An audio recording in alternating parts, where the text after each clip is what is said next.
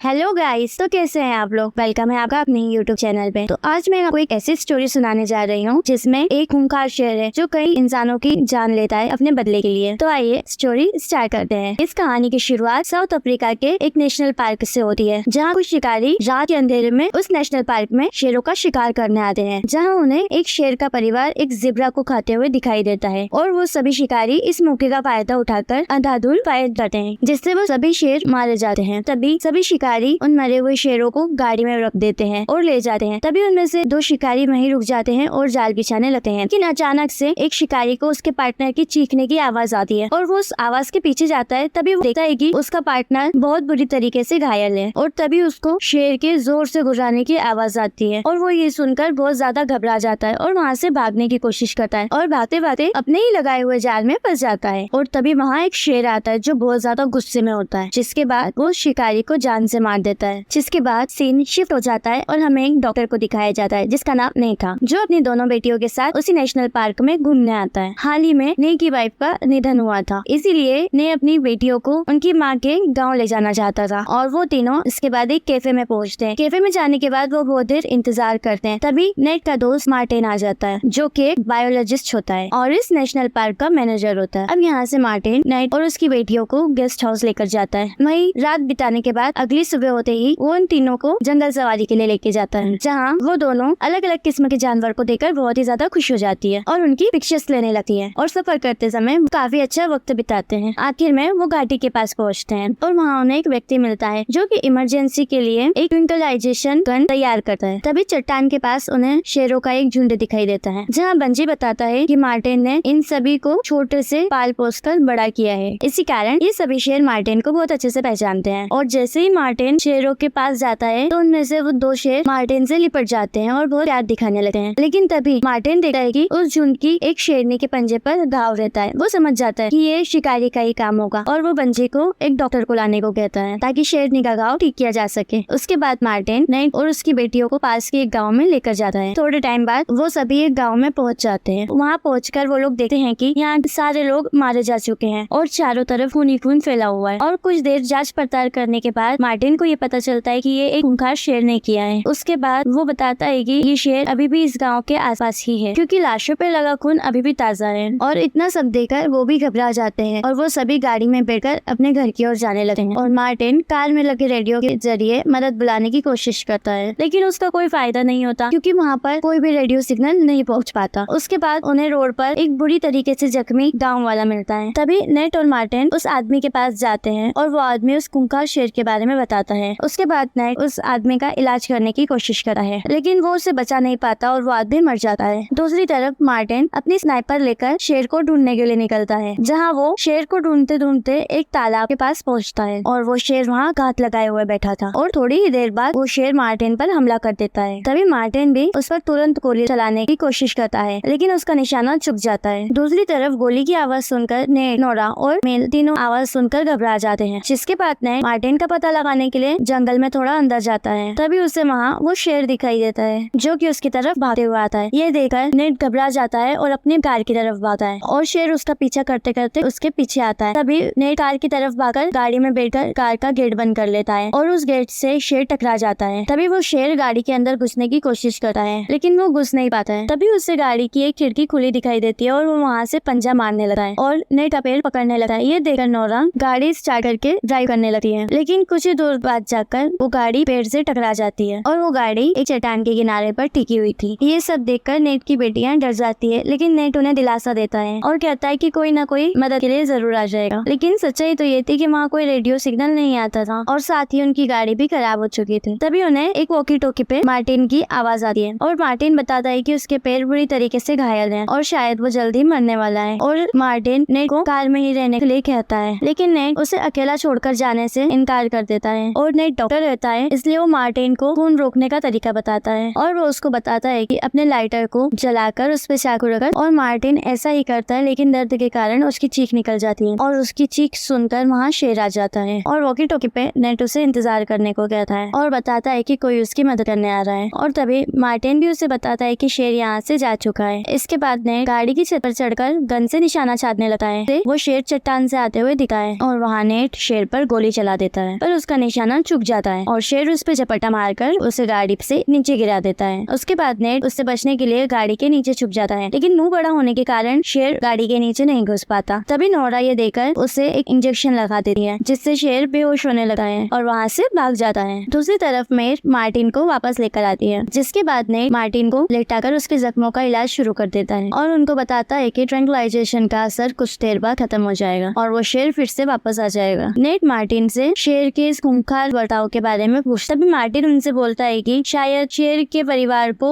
शिकारियों ने मार दिया है और इसीलिए वो अपना बदला पूरा करने के लिए सबको मार रहा है, लेकिन किसी को खा नहीं रहा। उसी के बाद वहाँ शिकारियों का एक झुंड फिर से आ जाता है, जिसके बाद नेट उन्हें पैसों का लालच देकर उनसे मदद मांगता है। लेकिन जैसे ही वो गाड़ी के अंदर मार्टिन को देखते हैं तो वो लोग पहचान जाते हैं कि मार्टिन तो एक फॉरेस्ट ऑफिसर है। जिसके बाद वो गुस्से में आकर नेट को मारने की कोशिश करते हैं, लेकिन तभी वहाँ वो शेर आ जाता है और बारी बारी से वो सभी शिकारियों को मारने लगता है। और इसी तरह मौके का फायदा उठाकर नेट शिकारियों की गाड़ी चुराने का प्लान करा, लेकिन सभी शिकारी उस शेर का पीछा करते करते जंगल की तरफ चले गए थे, इसीलिए नेट को भी चाबी लेने के लिए उनके पीछे पीछे जंगल तक जाना पड़ा। जब नेट वहाँ पहुँचता है तो उसे एक एक करके सभी शिकारियों की लाश दिखने लगती है। वो सभी शेर का शिकार बन चुके थे और तभी नेट को शेर की गुर्राने की आवाज आती है, जिसके बाद वो पेड़ के ऊपर चढ़ जाता है और शेर ठीक उसके नीचे आ जाता है और तभी पेड़ पर नेट के सामने एक सांप आ जाता है। वो उसकी गर्दन दबाकर शेर के ऊपर ही फेंक देता है। शेर उसको एकदम से देखकर डर जाता है और वहाँ से भाग जाता है। इसके बाद नेट पेड़ से उतरकर शिकारियों की लाश ढूंढना शुरू करता है, जिसमें से वो येलो टी शर्ट शिकारी को सर्च करता है, क्योंकि वही गाड़ी चला रहा था और इसी के पास चाबी होगी। और दूसरी तरफ मार्टिन और उन दोनों लड़कियों जो गाड़ी में बैठी रहती है उसके ऊपर फिर से शेर हमला कर देता है और टूटी हुई खिड़की से कूदकर वो नोरा को पकड़ लेता है। जिसके बाद मार्टिन शेर से लड़ने लगा है और उन दोनों लड़कियों को गाड़ी से बाहर निकलने को कहता है और उन दोनों के गाड़ी से बाहर जाते ही गाड़ी खाई में गिर जाती है, जिसमें मार्टिन और शेर दोनों रह रहे हैं। लेकिन नीचे गिरने के बाद भी शेर रुका नहीं, वो खड़ा हो जाता है और मार्टिन को मारने की तरफ बढ़ने लगा है। लेकिन अब गाड़ी में चारों तरफ से पेट्रोल लीक हो चुका था और तभी वो पास में देखता है कि शेर वहीं पर है और तभी मार्टिन शेर से माफी मांगते हुए अपनी गाड़ी में माचिस से आग लगा देता है। और ये देखकर नेट वहाँ पहुँचता है और अपने दोस्त की मौत से बहुत ज्यादा दुखी होता है। नीचे खाई पे देखने से उसे वो शेर कहीं भी दिखाई नहीं देता है, जिससे ये तो पता था कि वो शेर अभी भी जिंदा है। जिसके बाद तीनों वहाँ से निकल जाते हैं, लेकिन थोड़ी दूर तक जाते ही उनका पेट्रोल खत्म हो जाता है और जिसके बाद वो पुरानी स्कूल की तरफ जाते हैं, जहाँ नेट नोरा के पाँव का इलाज कर सके, जो घाव उसे शेर से लड़ते वक्त मिला था। और उस जगह पहुंचकर नेट नोरा का इलाज करना शुरू कर देता है। घाव का इलाज करने के बाद नेट पानी लेने बाहर आता है, लेकिन इतने में ही पीछे से आधा जल चुका शेर आ जाता है, जिसे देखकर दोनों लड़कियां छुप जाती है। लेकिन जल्दी ही वो शेर उन दोनों को ढूंढ लेता है, जिससे दोनों लड़कियां चिल्लाने लगती है। लड़कियों की चीख सुनकर नेट भागकर वहाँ आ जाता है और शेर पर गोलियां चलाने लगता है। गोलियों से डरकर शेर वहाँ से भाग जाता है। इसके बाद उन दोनों लड़कियों को पुराने स्कूल में रहने की हिदायत देकर चाकू लेकर शेर से लड़ने के लिए निकल जाता है और थोड़ी ही देर में शेर का ध्यान अपनी ओर बढ़ाकर उस स्कूल से दूर ले जाने में कामयाब रहता है। लेकिन अब वो शेर नेट पर हमला कर देता है और नेट चाकू से अपना बचाव करने की कोशिश करता है, लेकिन वो शेर उससे कई गुना ज्यादा ताकतवर रहता है और उसके पूरे शरीर पर दांतों से चीर-फाड़ करने लगता है। और लड़ते लड़ते वो शेर ये भूल जाता है कि वो दूसरे शेर के इलाके में आ गया है और ये उन्हीं शेर का इलाका रहता है जहाँ मार्टिन ने पाला हुआ होता है। और वो शेर इस शेर को आते हुए देखकर उस पर हमला कर देते हैं और उससे लड़कर उसे मार देते हैं। लेकिन नेट इतनी चोटों की वजह से वहीं पर बेहोश हो जाता है और जल्द ही वहाँ बंजी आ जाता है और उससे हॉस्पिटल लेकर जाता है। कुछ वक्त के बाद उसकी आंखें हॉस्पिटल में खुलती है और उसकी बेटियां अपने पिता को जल्दी ठीक होने का दिलासा देती हैं। और कुछ समय बाद फिर से नेट अपनी बेटियों उसकी वाइफ के मायके लेकर जाता है, जहाँ वो फिर से अच्छा समय बिताते हैं। और ये थी आज की कहानी और ये कहानी आपको कैसी लगी जरूर बताइएगा।